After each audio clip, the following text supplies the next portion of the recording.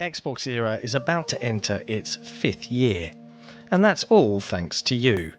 If you're new here, let me fill you in.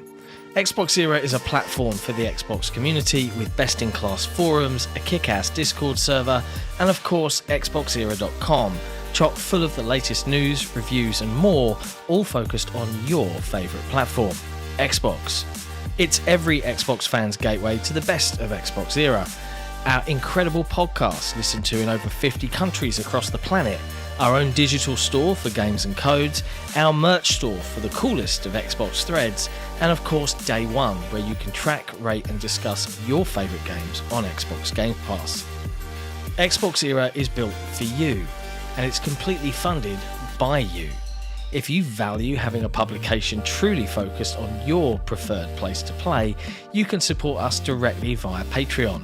Just head to patreon.com/XboxEra. You get cool swag and awesome perks, and we get to keep doing what we do. Become a part of the best Xbox community on the internet and help us build the next 5 years of Xbox Era. Thank you for your support.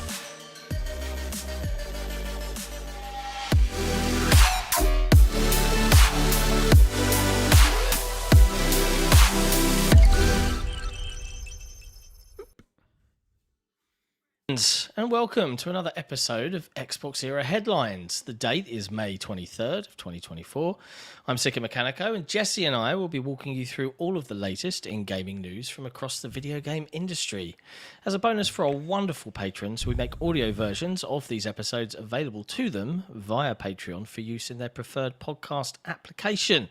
But if you're on Spotify, you can link your account to Patreon and listen to it right there. Hi, Jesse. It's another week in video games. How are you? I am doing quite well. It's been a busy week. It's been a very busy week. Yeah. It never ends. Got one review done. Still working on 3 more. Thankfully, they've been nice and spread out. But I'm trying to get them all done as soon as I can because Destiny 2 is only its final big expansion that we know of is in exactly about 2 weeks. And then from there, at some point, Shadow of the Erdtree, which we'll be talking about, pops in. I have been told on the list. Oh, God, I'm so excited. I really hope they give us more than 5 or 6 days this time because it sounds like it might be nearly as big as the base game. And that took me 80 hours, and it was 5 days on Xbox for that. It was a lot. Don't know how you do it, man. I don't know how you do it. I just like playing a lot of different things. Fair. Well, I'm only reviewing. I'm reviewing a little game that's been on Game Pass for like a week and a half or something. You're chanting away. Yeah, Chants of Senna. I'm playing through that at the moment, which is a neat little game. So I'll get I might not bother with the video. I mean, it doesn't take much for me to do a video because anything that's on Game Pass can be worth it. It can. But, we also speaking of Game Pass, we have to record a Game Pass show.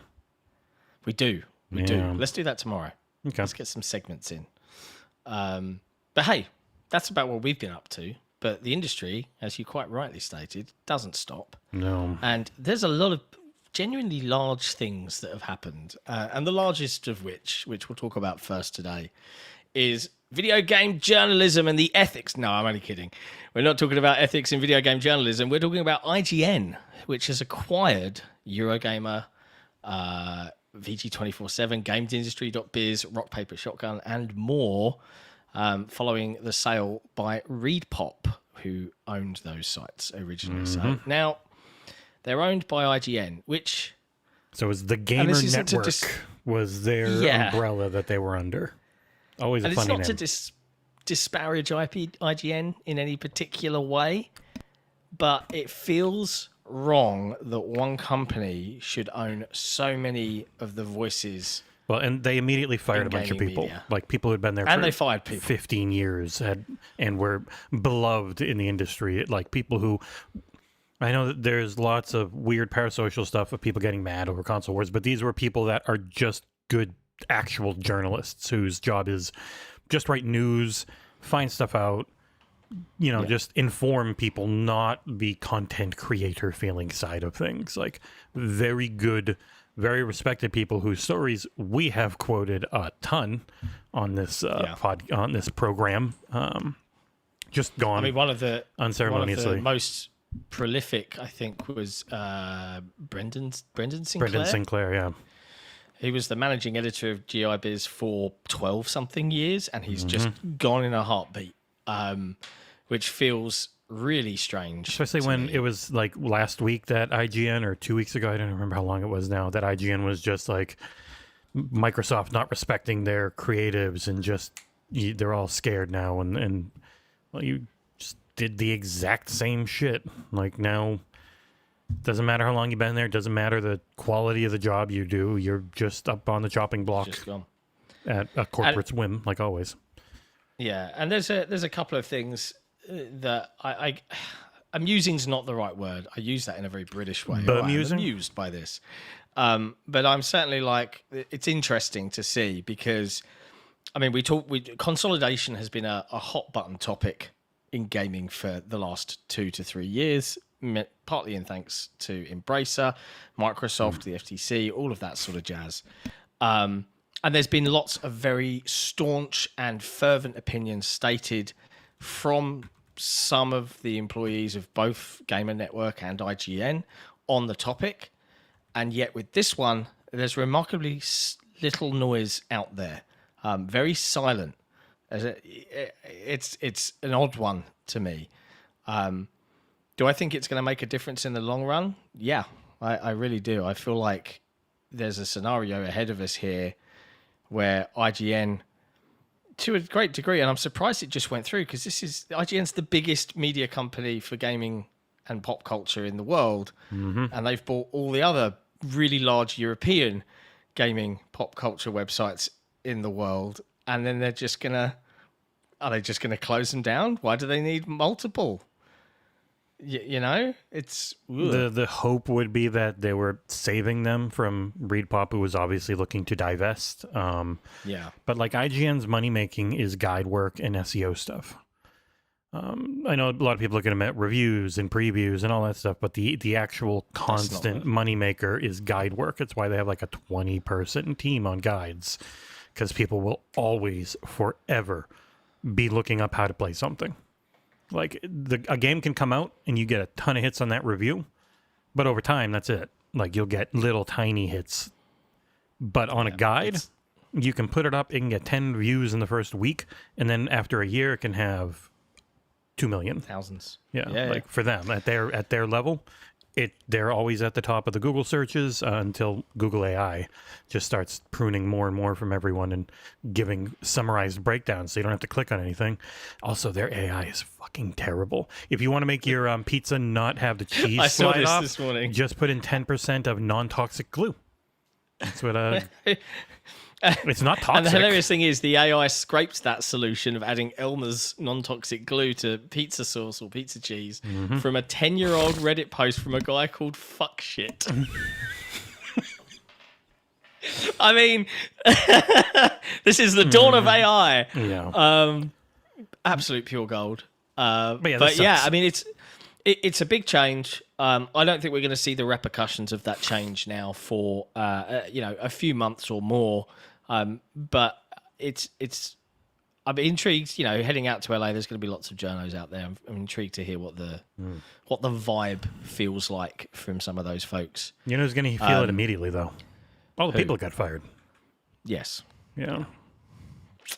Not pleasant. No.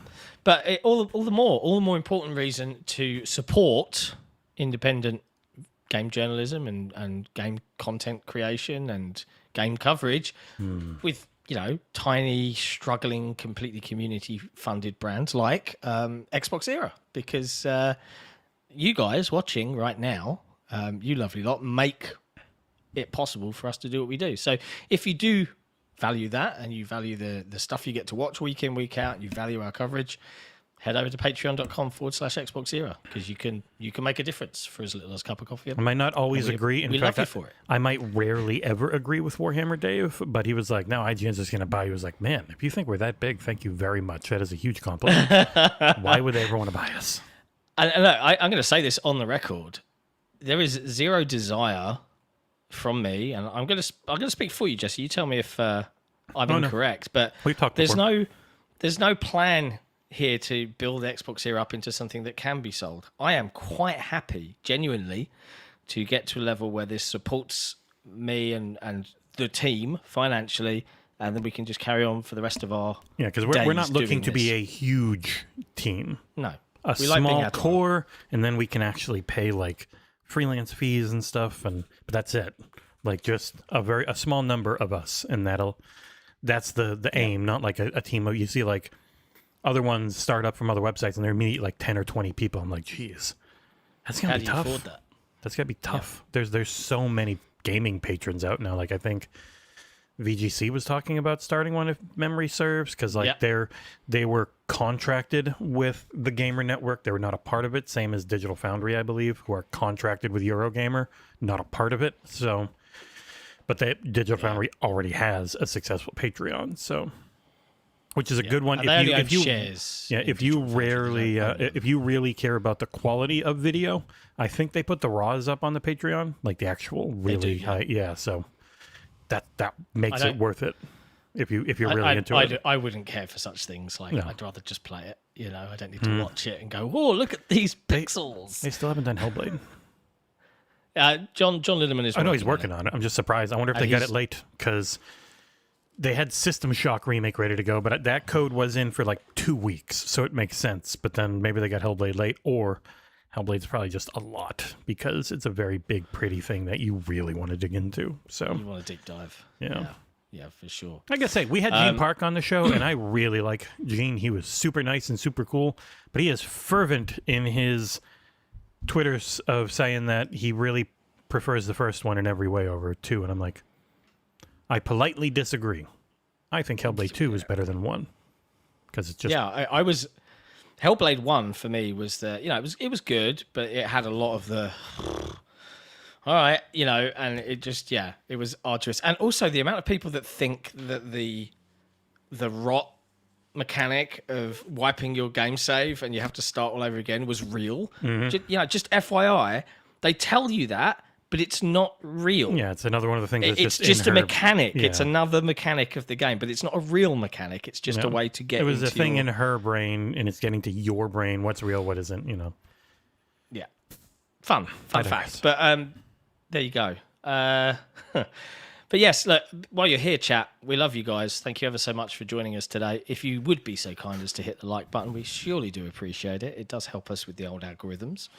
But there you go. That is the big news story from this week. IGN owns everything in video game journalism now. Yay! I think the next biggest one, which kind of just really hit, we had some viral teasers yesterday. Call of Duty Black Ops 6, previously known as Redacted, according to Microsoft and the Xbox team. It got a teaser website that went live yesterday, known as thetruthlies.com. Where it featured some, shadowy footage of a crew blindfolding the presidents on Mount Rushmore. And then we saw some newspaper ads come out across Reddit this morning, which we covered. And then it looks like they've just been like, it's called Black weird Ops 6. that they put it in newspapers. Yeah. Also, you can hit this record button here, and it just gives you an MP4 of the last, whatever you record. It just auto downloads one. It's had some effort put into this and has some server capacity, because it hasn't fallen apart. Yeah. There's going to be I think they're good at marketing games. There's going to be a lot of boomers today that are furious that Antifa went and did that to the presidents at Mount Rushmore. They're going to be pissed. Oh. Ooh, we just got very American centric. Check your email, John. I'm going to send you something you might have gotten. It relates to this. Should be out now. Hutchkus. Send him to Detroit. Oh, no. Yes. Not Detroit. So, yes. Black Ops 6 has now been fully revealed by Activision, Microsoft, Xbox. And that is taking the place of what Starfield did in the last showcase with Black Ops 6 Direct, straight following from the main Xbox showcase on June the 9th. I don't want to show. I obviously don't want to show the email that is on this email. So let me save this picture real quick and open it so I can show the folks. Because it's no longer the redacted. It now just says Black Ops 6. We all knew, and people will be like, how come they did that instead of just saying what it was? Okay, it's going to look like shit. It didn't save the high quality one, but there. Now it just says Black Ops 6 Direct. But it looks a lot nicer on their website. And change the channel. Nice. Nope, there's sound. It's very loud in my headset. But yeah, this website has a lot of work put into it. They were having fun filming for this this stuff. The truth lies. Dun dun dun. People seem excited. Black Ops always one of the more popular ones.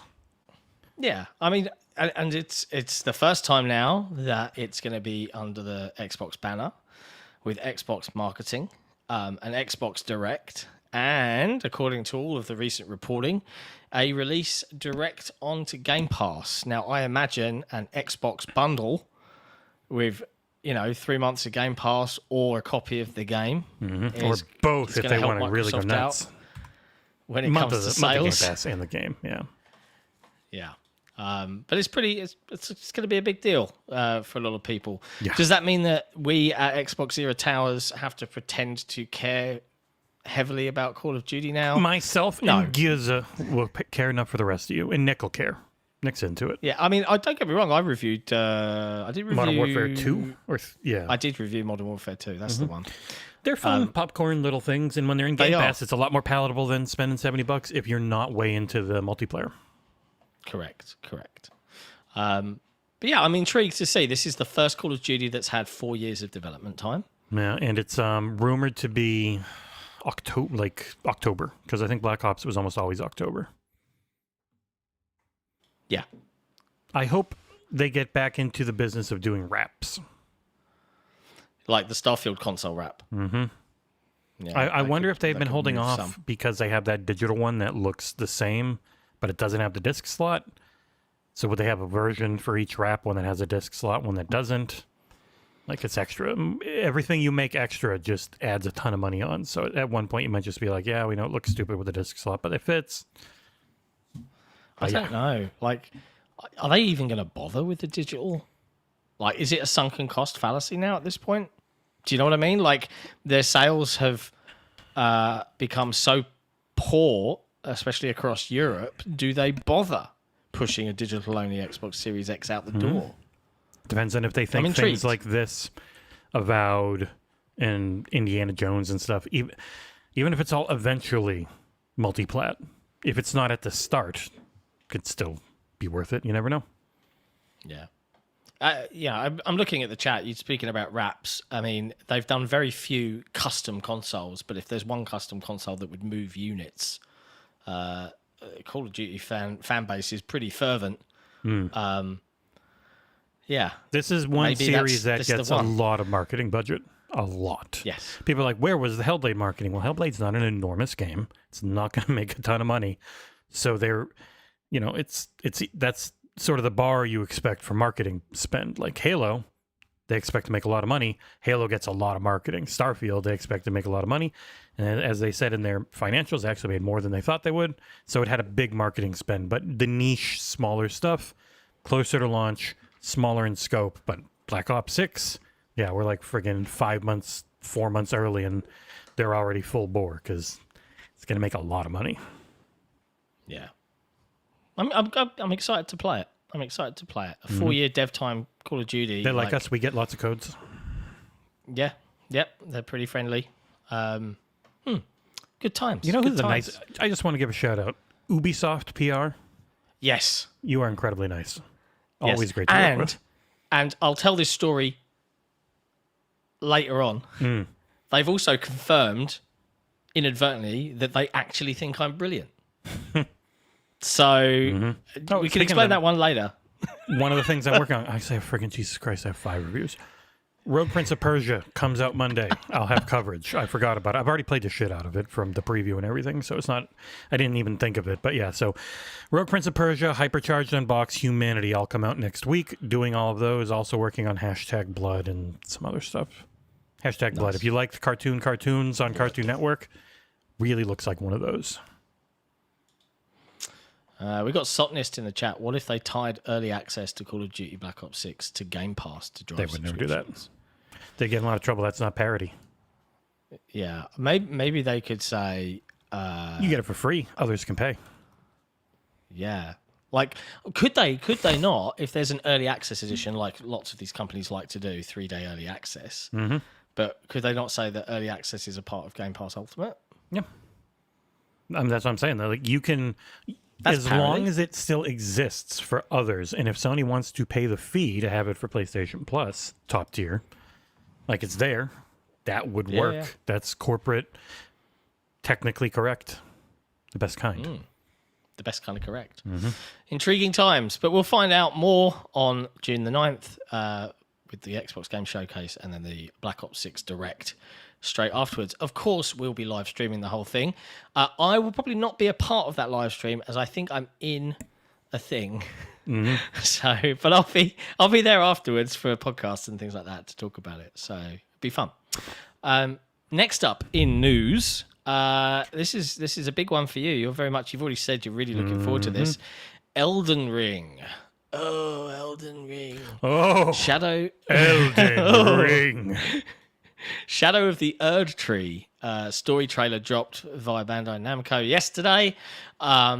This is a huge expansion for the Elden Ring game, right? Yes. I don't care. So fill me in. Yeah, even though I got your free copy, it pretty much feels. So there's this whole god tier. The main god essentially made the Erdtree, which is the big yellow tree. It seems like at the same time, it also made an evil version. So we played the entire base game in the good light version where everything was actually shit.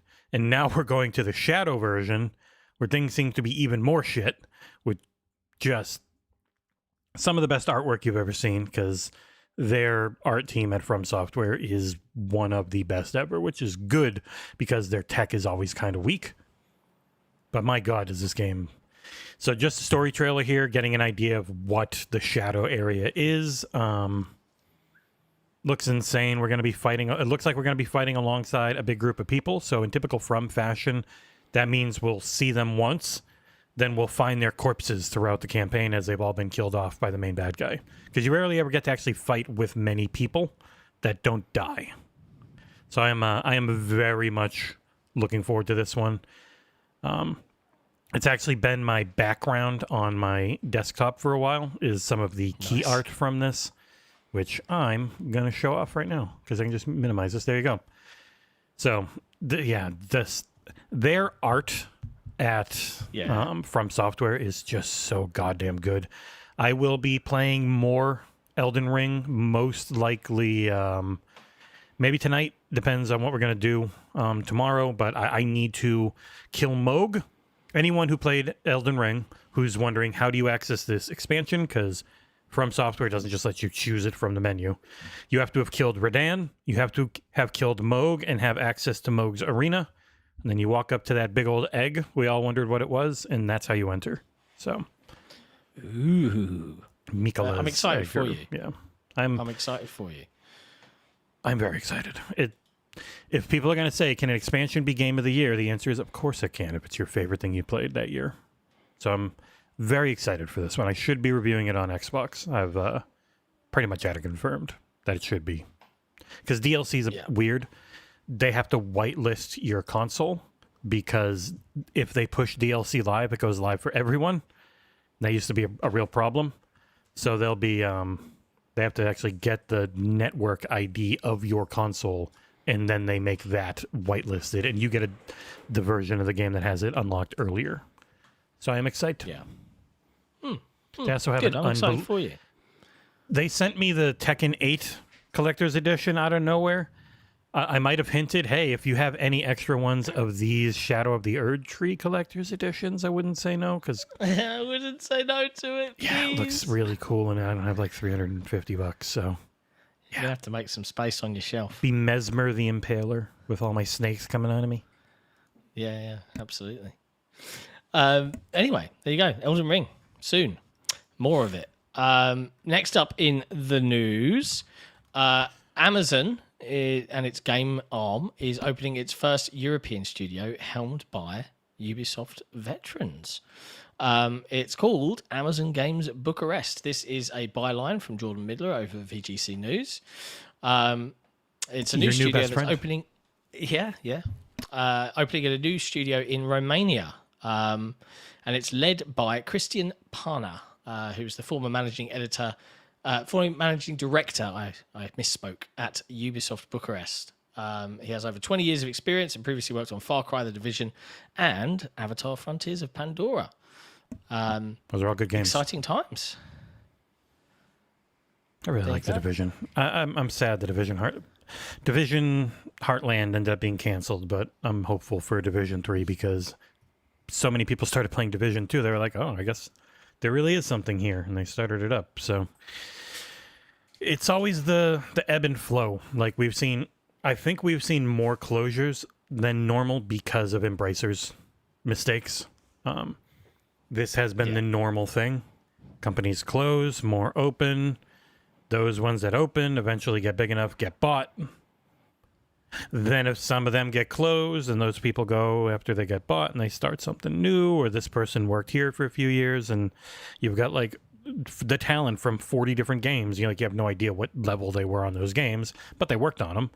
And they start something new and then they get bought and it's just over and over and over again. And the difference this time was having something as big and brutal as Embracer just completely shitting themselves. And I think they had divested or closed something like 44 studios in their move to become not falling apart after not getting money from the Saudis.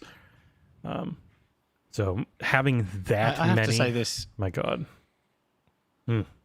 Yeah, I have to say this. Amazon. What's weird? Amazon. What's the problem, Trav? Talk to me, bro. Amazon. What's your beef? The on instead of... Amazon? Yeah. Instead of... Amazon. That's an Sorry, I. I'm British, Amazon. yeah? That's an I. Oh, let me fix it in the headline. There we go. Amazon. Amazon. Oh, dear. Dramas. Anyway. There you go. That's some cool news. Helldivers 2 is getting... Well, I say Helldivers 2. Arrowhead, the developers for Helldivers 2, are getting a new CEO, as the old one stepped down and decided to make himself CCO instead. It is a very... which is Chief don't know Creative if you've Officer. Ever heard of Linus Tech Tips? But they did the exact same thing. I have. Yeah. Linus Sebastian was CEO of Linus Media Group, and he stepped down and became Chief Vision Officer. So CVO, but I mean, it's the exact same thing as CCO, Chief Creative Officer. So it seems to be a popular thing. Yeah. Well, I really like it. I really like that attitude because it's like, hey, yeah, I'm the boss, but I really hate doing these things, which is like the financials and the business side. Because what I really love to do is do all the creation stuff and making things and having cool projects and ideas. And that's effectively what... what's he referred to on Twitter? Pilstead? Yeah. Pilstead on Twitter has said. So he's stepping down. And they have a new CEO, Shams Georgiani, on Twitter to lead Arrowhead from now into the future. I will say. Which is kind of nifty. They need a chief creative officer because I don't know if you've seen the numbers on Steam. They've gone down quite a bit. Dropped. Yeah, it's dropped like a rock. It's not. It's this would be considered healthy. But if you go back and look, like they were up over, many hundreds of thousands most days. And it's gone from like a month ago or so being 200,000 to now it's like maybe 60 at the peak. So yeah, they'll need an infusion of some content. It's still selling well, which is I'm sure all they care about in the end. It's still making lots of monies. But they need to get that player count as high as they can before it really stabilizes. You don't want to just keep going down and down and down. Yeah, and this is on the subject of live service games like Helldivers 2, which is what it is, right? This is why you'll see all these companies trying to make the next one that can break through. And Helldivers 2 seems like it made that breakthrough, right? It was extremely popular. But then the world readjusts itself and people end up going back to the stalwarts that have been at the top of the leaderboards for the past decade. Like Fallout 4, which has 56,000 right now. Baldur's Gate's leveled off around 55, which is pretty crazy for a single-player thing. Like, it still hits between, like, it goes between 30 and 70 most days. It's very consistent because it's... People are like, oh, what happened to Hellblade? It's like, well, this is mostly time played and people playing at the same time, and it's a 5-hour game. It's not something you play that long. Like, you might play it 2 days. So it just was never going to be up on charts like this. But yeah, there you go. Good for them. I hope it leads to more success. You know, I would love to see Helldivers 2 come across to Xbox. I think it would be a really nifty move. Who knows if it will ever happen. But yeah, more players. If it is the most Xbox-assed game I've played ever from PlayStation. So, and I mean that as a compliment. I mean that as a genuine. It's a multiplayer game, and typically PlayStation isn't hugely known for those. Yeah, and he was talking about how like they really value their independent spirit, and they don't want to lose that, so they're not like looking to be acquired or anything, which is good. Yeah, it's always nice to have more. Not under the heel of a giant corporation, quality devs out there. Speaking of PlayStation and giant corporations, they are reportedly working on a new platform for free-to-play games. This Mobile comes games. via Chris Scullion. Yes, sorry. Thank you for that added clarification. This comes from Chris Scullion over at VGC.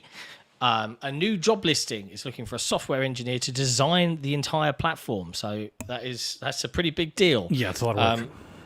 This was spotted by Tweaktown, writes Chris Scullion. The company has posted a new job listing for a mobile platform architect. According to the listing, the role, which will come under the PlayStation Studios mobile department, will involve hiring an experienced software engineer to design PlayStation's platform for developing, publishing, and operating free-to-play mobile games.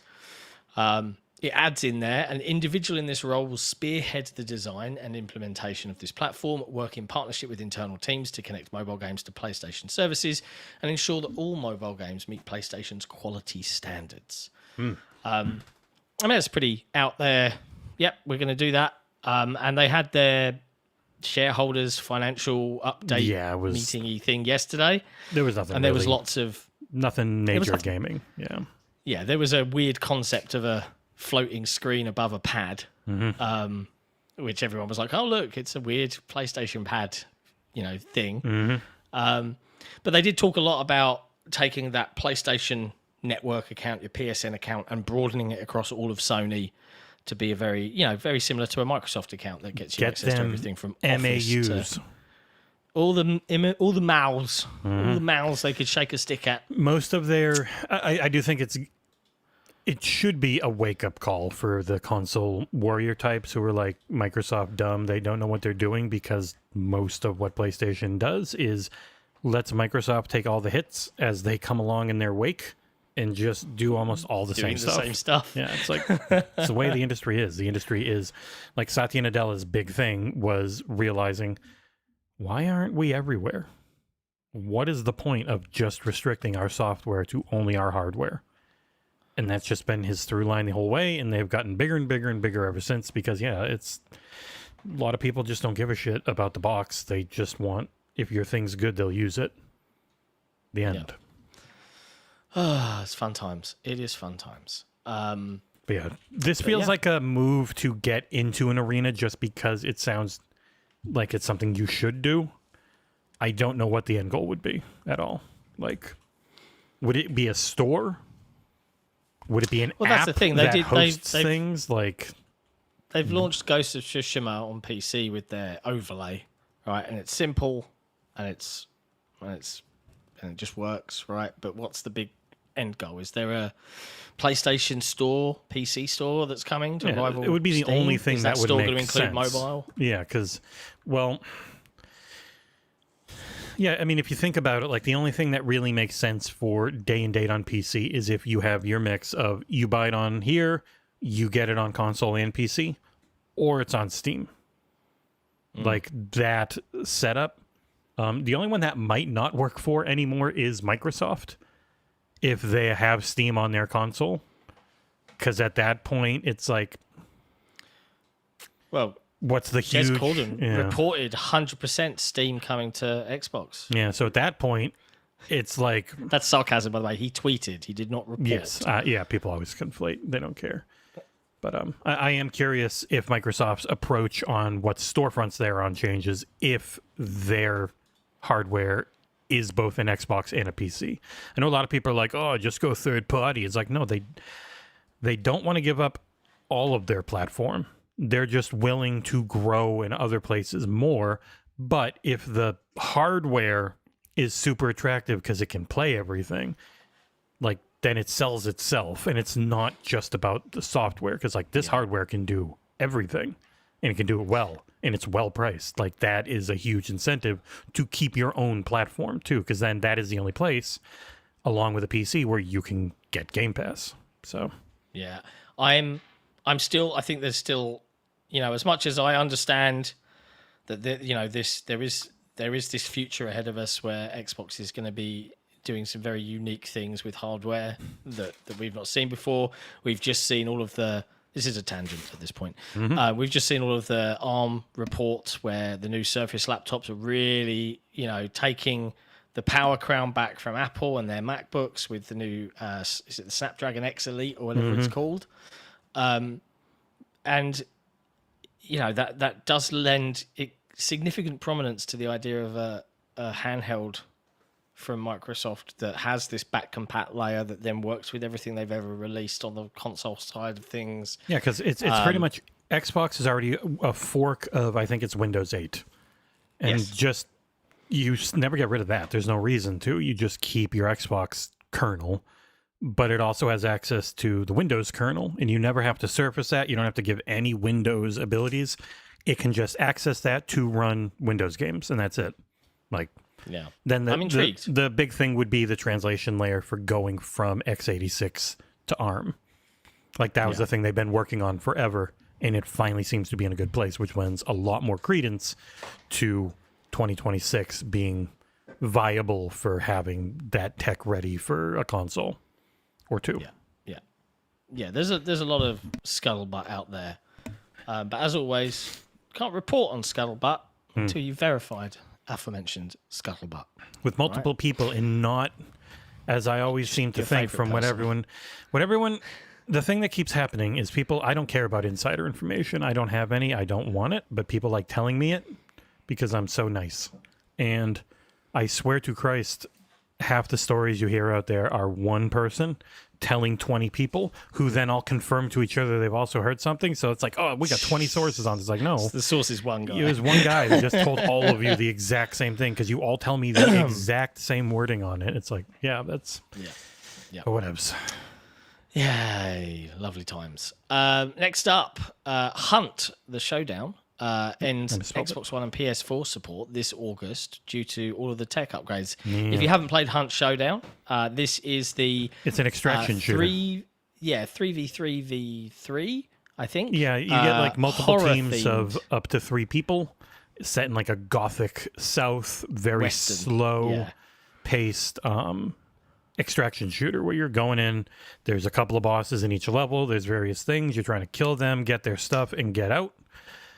There's lots of PvE elements to contend with the bosses obviously being PvE, and a lot of every time you shoot, you don't know if someone's around. Like it's kind of Tarkov-ish, where it is you're in there, you don't see other people, you can die in a couple hits. Like, it's very fun if you've got a good group. It's very Helldivers in that way. And they're upgrading. It's got some horror elements though. They're upgrading to the new Cry engine.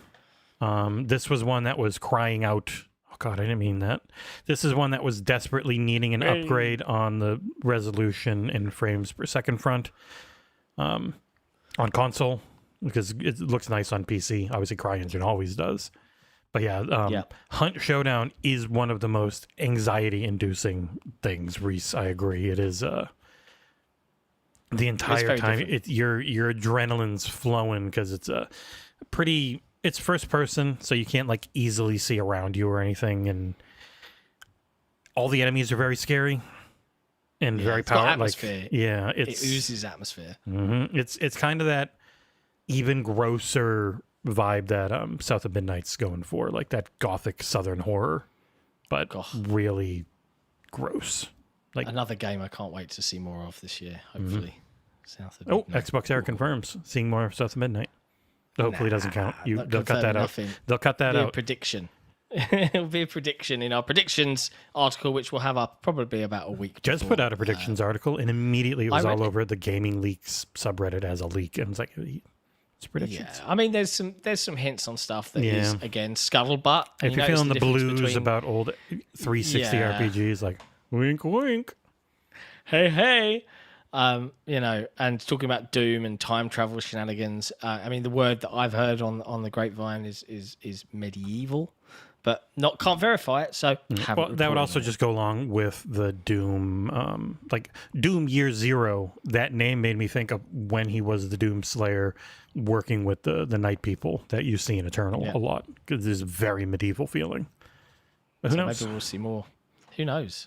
2 weeks won't be long. Next up, Mattel and Outright Games have announced 3 new games. Yeah, I just put this one in because Mattel seems like they're going to follow Wizards of the Coast and some of the others and really go nuts with their IP. Like they have in the past, but now everyone seems really into it, especially after Monopoly Go has spent billions and made even more billions. And so people are like, oh shit, these video games, these kids, these old men. They like buying stuff. They keep coming back. Well, speaking of all of these IPs, so Mattel have announced a multi-year partnership with Outright Games, writes Cengiz Hüsamedin on XboxEra.com. I know him. Yeah, he's a nice guy. The leading publisher of family-friendly interactive entertainment. The partnership begins with 3 new games for all consoles and PC slated for release before the end of the year. Matchbox Driving Adventures, Monster High Skulltimate Secrets, and my personal favourite that we're all very excited for here, Barbie Project Friendship. Can't wait. But yeah, if you're into that stuff, or you've got young kids that are, well, there might be some games coming along for you soon. Maybe, and I feel like we don't see much outside of on a Switch, like kid games across PlayStation and there are, but I feel like we don't see them that much. Well, yeah, I mean, we don't cover them. I don't pay attention to them. I don't say, hey, anyone, you want me to try and get a code for this new Barbie game? Paw Patrol. Yeah, like they're there. Trust me. There's like 30 a friggin' month in ID at Xbox, but yeah. But yeah, there you go. There's not much more to say there. We'll see what happens when they show off these various new games towards the end of the year. Resident Evil 4, the remake, has surpassed 7 million unit sales. I'm sure Capcom have got to be very, very pleased with that. I always forget they've got that cool site. It's like the Platinum Hits site, and you can just go and look and see everything in its sales figures that they've released. Like, it's kind of crazy that it's a thing that they just put out there. It's like, hey, if you want to know how every single game we've put out has sold, just go to this website. It will immediately tell you. Wow. Like Monster Hunter World, 20 million, 20.1. That's pretty cool. Monster Hunter Rise, 14.7. Those are their 2 tops. Resident Evil 2 Remake was the biggest remake at 13.9 million. But this one is already at 7 in only 1 year. So depending on sales and everything, might surpass it. Yeah, it is crazy. You look at these numbers, you'd think they'd be bigger. But that's Switch. The Switch has skewed my thoughts on what big sales are, because like Nintendo's lower sellers have been 20 million this generation. It's mental. Yeah, like shitty Mario Party games get 25 million. You're like, Jesus Christ. I don't like Mario Kart that much, and that thing's at like friggin' 70, 80 million. It just doesn't stop. It is insane. It broke my brain. I'll put that link in the chat. It's a cool little website to go browse if you're really into your sales figures. Here's the link. It's nice chat. to see that kind of transparency from a big publisher like that, instead of all MAUs and obfuscated, I should say, hidden figures and things like that. Especially because Hulu cover doesn't say shit. So yeah. Last bit, and this is a nice bit of good news to read. It's official. This is via game developer with writer Justin Carter. Relic Entertainment has become an independent developer again. This isn't new news, but they stated their intent. Yeah, it was in March. They split from Sega, and then they were finally able to get themselves the funding they needed to finalize staying independent. Yeah. Indeed. The Vancouver studio, this is directly from Justin over at GameDeveloper.com, says that they split from Sega Europe in late March and have now secured funding to stay indie for the foreseeable future. It's entered a partnership with an investment firm named Imona Capital that will let the company return to its roots. CEO Justin Dalsdale said Imona will invest in the studio's current property portfolio, which includes the Company of Heroes and Warhammer 40k Dawn of War series, and it will also support Relic teaming with other publishers and IP owners. We see a huge opportunity to unleash Relic's creative potential as an independent studio. The talent, technology, and track record we've built over the years are an amazing starting point for us on this next chapter. Good for them. Mm-hmm. Good for them. It's nice to see that they aren't being shut down and all of that jazz. It's it was like the Saber thing as well, where if you can find the money, and that's the big thing, being able to divest from bigger companies and just be on your own again, not bad. Must feel good. Yeah, must feel good. That is about it for news, really, in the grand scheme of things. I'm sure there's some main topic wasn't one we could talk there. about that long, so it's a little shorter show. Yeah, it's just kind of like, boy, that sucks. Hope it doesn't keep happening. I'll tell you but what it is probably will. Interesting. I tweeted out yesterday following Giant Bomb announcing the Giant Bomb show for the Summer Games Fest starting on Friday, June the 7th.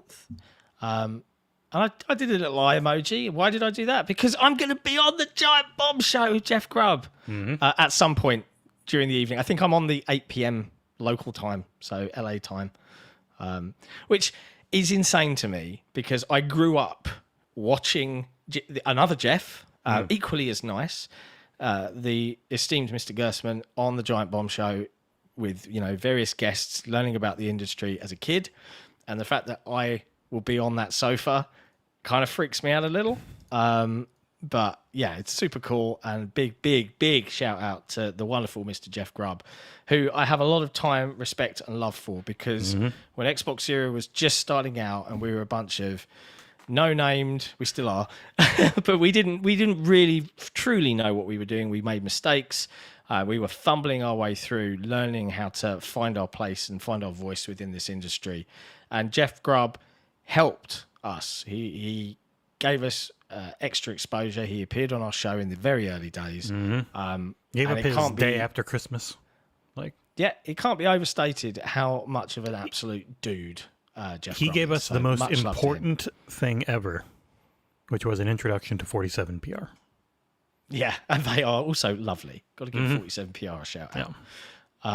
But yeah, super cool. So keep an eye on for me appearing on that show, sitting there looking all shy and terrified without any noise coming out of me whatsoever. Just be like, just don't wear Xbox anything merch. Can't even be XboxEra. You'll get eaten alive. Yeah, I won't wear merch. I'll wear a Balatro t-shirt and pass myself off as some indie loving guy or something. You got the look. They'll believe it. Don't let them see the fear in my eyes. Outside of that, in other news, I put my back out yesterday, and even sitting here for this long is absolute agony. Turning Welcome 40, ladies and gentlemen, absolutely sucks. It's like the warranty on your body expired, and it just everything immediately falls apart. Well, yeah, here in the UK, there's the joke. As soon as you hit 40, the doctors start pestering you to come in for an MOT. And indeed, they have. Like, within a week of my birthday approaching, they were like, hey, we haven't seen you in a while. Come and get checked out. Let's make sure everything's tickety-boo. And I'm like, oh, God. I've got to go in for a service, get an oil change. It's bad times. Meh. The only decision I haven't made yet is whether to pop along to HCS World Championship for Halo, not this weekend, but the next. I don't know if I want to go for all 3 days to watch lots of very, very aggressive Halo professionals have at it, but it might be nice to pop along on the finals day on the Sunday and watch some gameplay and bring some see a lot of people coverage using this there. chair because it's the chair of HCS now. How come I never get yelled at for having a $1,700 chair handed to me for free? Poor Paris has one Cyberpunk chair and people can't leave him alone. I've got 3 Hayworths now. No one said shit. Yeah. It's like, that's literally $4,000 worth of chairs. Yeah, you big jerk. What